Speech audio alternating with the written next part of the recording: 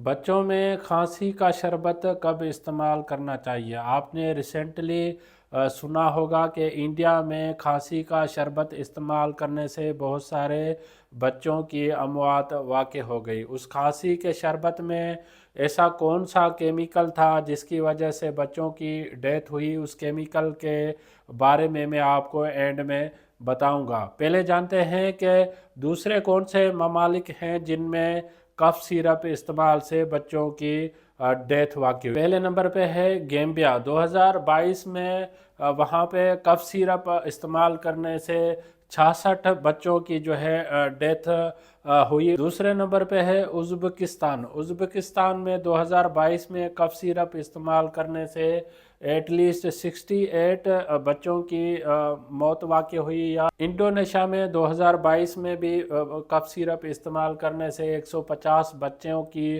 Death हो गई। या रिसेंटली इंडिया में भी 2025 के एंड में कफ सिरप के इस्तेमाल करने से एटलीस्ट 20 बच्चों की डेथ हो गई। कफ सिरप हमेशा बच्चों के लिए नीडेड नहीं होता। कफ सिरप इस्तेमाल करने की ज़रूरत नहीं होती। मोस्टली कफ जो होता है सम टाइम कोल्ड, जैसे मौसम चेंज होती है, सर्दियों की मौसम अभी चल रही है, तो उसमें नज़ला ज़ुकाम या खांसी जो होती है ज़्यादातर रीज़न उसका वायरल होता है, तो ये अपने वक्त गुजरने के साथ हील हो जाती है। कफ सिरप जो है एज बेस पे प्रेस्क्राइब की जाती है। किस एज में जो है कफ सिरप बच्चों को नहीं देना चाहिए? मोस्टली अंडर 2 ईयर्स के जितने भी बच्चे होते हैं तो उसमें कफ सिरप जो है एडवाइस नहीं किया जाता। ओवर द काउंटर जो भी कफ सिरप्स होते हैं वो बच्चों को नहीं दिए जाते।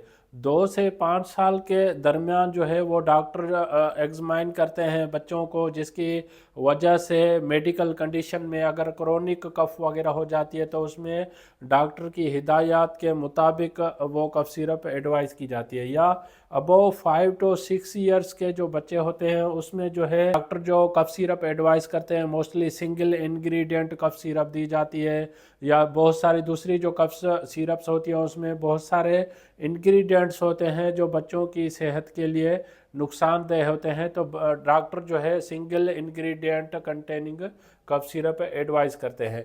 अब देखते हैं कि कफ सिरप के अक़साम कौन सी होती हैं। उसमें पहले नंबर पे है कफ सप्रेसेंट। जो ड्राई कफ होती है उसके लिए मोस्टली डॉक्टर एडवाइस कर रहे होते हैं। या एक्सपेक्टोरेंट जो बलगम वाली खांसी होती है तो उसके लिए expectorants cough syrup mostly doctor advice करते हैं। अब देखते हैं कि सेफ्टी पैरामीटर्स कौन से हमें अपनाने चाहिए। पहले नंबर पे मोस्ट कफ सिरप समझना चाहिए कि अगर आपके बच्चे को खांसी हो गई है तो कफ सिरप जो है वो एज ए उसका इलाज नहीं होता।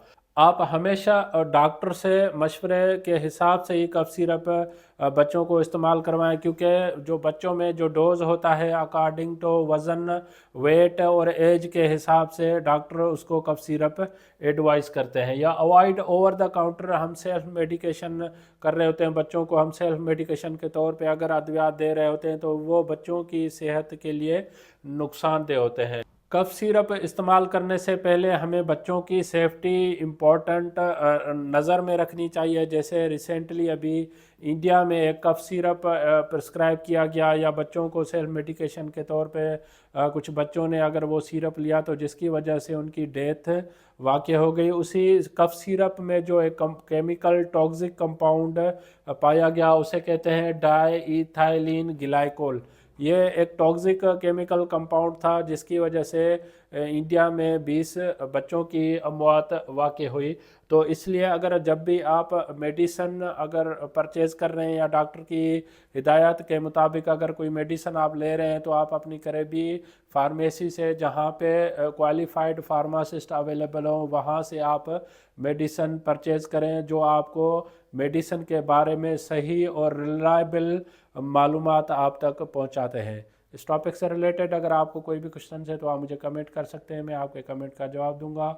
अगर आपको मेरी वीडियो पसंद आई है तो आप इसको लाइक करें, सब्सक्राइब करें, दूसरों तक ज़रूर शेयर कीजिएगा।